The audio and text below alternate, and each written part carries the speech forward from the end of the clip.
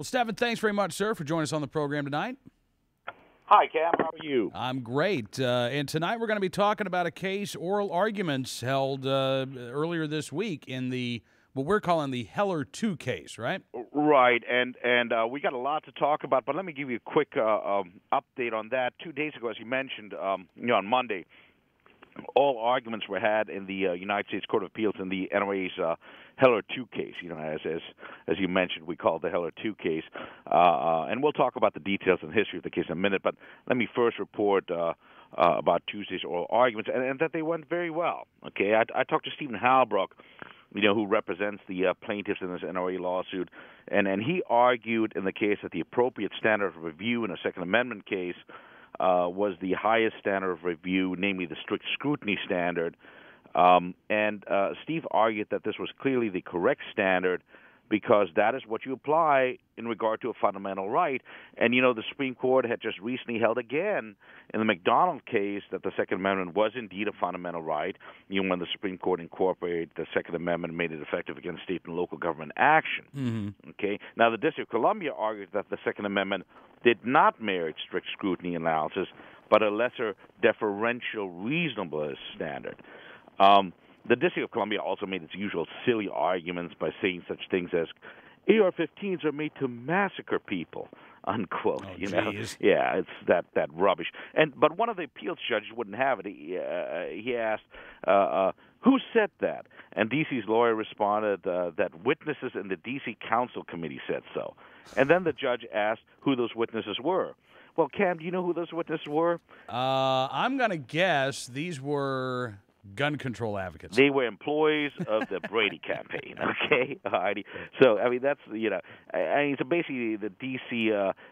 City Council had a committee meeting on this and invited the folks from the Brady Campaign to say things like AR-15s are made to massacre people.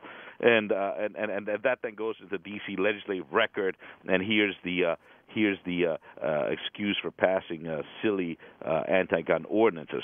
Well, the arguments were scheduled to last 15 minutes for each side for a total of 30 minutes. But the court was very interested in the case and allowed each party to actually argue 30 minutes, twice as much as was allotted for total. Does that indicate anything, Stephen? Well, it indicates that the court is interested. There were a lot of questions asked, and they let the attorneys explain their positions. And if the court is not interested, mm-hmm. then they're certainly not going to let you double your time in argument. So obviously they took a lot of interest in the arguments of that were before them. And Stephen Halbrook said he could not have been more pleased with the oral arguments. And then the interesting thing is, Cam, yesterday an order came out. The U.S. Court of Appeals for D.C. ordered both parties in Heller 2 to file supplemental briefs. Okay, and the appellants must file their brief by December 1, 2010, coming up shortly, and the appellees by December 8th, and with a reply brief by appellants due December 13th. And that's also not, that usually doesn't happen, that they ask supplemental briefs after the actual hearing. You file your briefs, your appellant brief, your response and a reply, and then you have the oral arguments, and normally the next thing you get is the court ruling. But here the court says, hey, we want to know some more from you guys on this issue. So do they ask for specific topics? They do, okay. Yes, sir. Now, there were a number of issues, of course, before the court, and again, we'll get into those in a minute. But the supplemental briefs are to address the following question. The court asked, basically it's about the third count in the plaintiff's complaint, which says that D.C. isn't even abiding by their own statute. And here are the questions as the court posed them. I'm going to paraphrase them here. So, one, after the Home Rule Act, and by the way, D.C. got home is supposed to be directly controlled by Congress, but in '75 they got Home Rule. Mm-hmm. And here's what the court asked: one, after the Home Rule Act, do gun laws passed by the D.C. Council have to be usual and reasonable? That's quote usual and reasonable unquote within the meaning of the federal act that was passed in 1906. When Congress was directly ruling D.C., which is now codified in D.C. Code Section 1-303.43. Two, what does the term usual mean in the statute? Three, are the challenged D.C. laws quote, usual, unquote, within that meaning? And 4, does the D.C. Court of Appeals interpretation of this formerly federal statute or similarly worded federal statutes receive deference from the federal courts? And if so, under what circumstances? Because you have some D.C. Court of Appeals rulings that may be at issue also. Okay. In other words, the court is planning to focus on the third issue addressed by the district court and the third count by the plaintiff's complaint, whether or not D.C.'s gun laws are, quote, usual and reasonable, unquote, and whether they are even required to be so. And here's the statute that's at issue. It's now D.C. Code Provision Section 1-303.43. And again, that was first enacted by the federal Congress in 1906 before D.C. got home rule, and it reads as follows, quote, the Council of the District of Columbia is hereby authorized and empowered to make, and the Mayor of the District of Columbia is hereby authorized and empowered to enforce all such usual and reasonable police regulations, in addition to those made already under, and then it cites some statutory sections, as the Council may deem necessary for the regulation of firearms, projectiles, explosives, or weapons of any kind in the District of Columbia.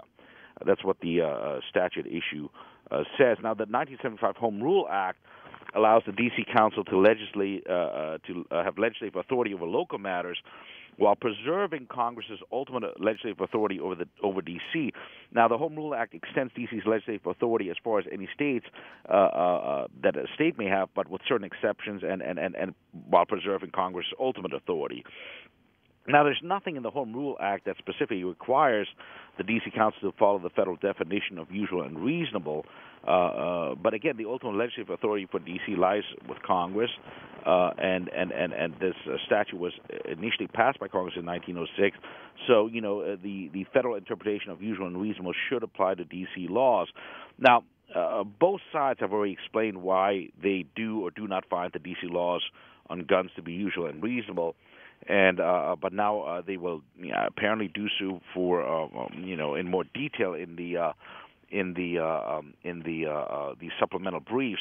This all comes from count, and again, there's this other counts and other challenges to the D.C. gun statute, but it seems that the court is asking for supplemental briefing on this, and let me just for that reason address that. Count 3 of the complaint, the plaintiffs had alleged that the D.C. government did not have the authority to enact the challenged regulations, which are very onerous regulations in regards to registering your guns, and also outlaw, what they call assault weapons, certain semi-automatics, and the plaintiffs allege that these challenge regulations were, quote, not, quote, usual and reasonable regulations necessary for the regulation of firearms, unquote, within the meaning of that D.C. Code section.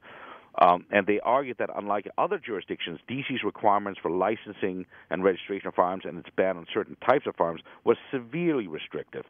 And the District of Columbia argued that the laws were, quote, usual and reasonable, unquote, and were therefore within the legislative power. Uh-huh. And the District Court, the U.S. District Court, which sided with the D.C. government and just bought all of the arguments of the D.C. government, and that's what's being appealed on with the D.C. U.S. District Court, U.S. Circuit Court for the District of Columbia. Mm-hmm. The District Court first addressed the issue of reasonableness in its opinion that came out back in March. I think it was March 26th. And the District Court rejected the plaintiff's assertion that the regulations are not reasonable, stating that the provisions satisfy the intermediate scrutiny standard of review. But, again, Cam, that's the incorrect standard of review. It should be the strict scrutiny standard of review. Now, when the District Court addressed the issue of the word usual within the meaning of that D.C. Code section, it analyzed the meaning of the term usual, looking at whether other jurisdictions have laws that address similar subject matters as those addressed in the challenge D.C. regulations. Now, they didn't do what the plaintiff urged, and that, namely, that whether the D.C. regulations are more or less restrictive than the laws of other jurisdictions, and that's a fine distinction. What the court says, look, there's other jurisdictions that require registration, licensing of firearms, and prohibit certain dangerous weapons, and therefore, we conclude that the D.C. regulations are usual within the meaning of the statutes. And, what the plaintiffs are saying is that, wait a minute, that's not the definition of usual. What you do is you take a look at the statute and look at how severe it is, and then see if it's usual compared to other jurisdictions. Let me make that distinction a little bit clear. It's as if saying, is it usual? We have the Eighth Amendment's prohibition of unusual and cruel punishments. Well, the issue is the punishment unusual? The issue is not are there punishments for this type of crime? Yeah, there's going to be a punishment for theft in every state in the union, but that doesn't make a death penalty sentence for minor theft usual. That Right. would be unusual, you see, and that's the kind of the analogy that I would draw to that. Okay. Now, Cam, like I said, there's many other provisions that are being challenged, but I don't know if we have time to get into them today. Probably not all of them, no. And we can do that maybe next time. Okay, that sounds fantastic. Hey, Stephen, thank you again, sir, for joining us on the program tonight, and we'll talk to you again next week. Sure thing. Looking forward to it. All right, Stephen Thomasini, Deputy General Counsel of the National Rifle Association, joining us here for the Civil Rights Roundup.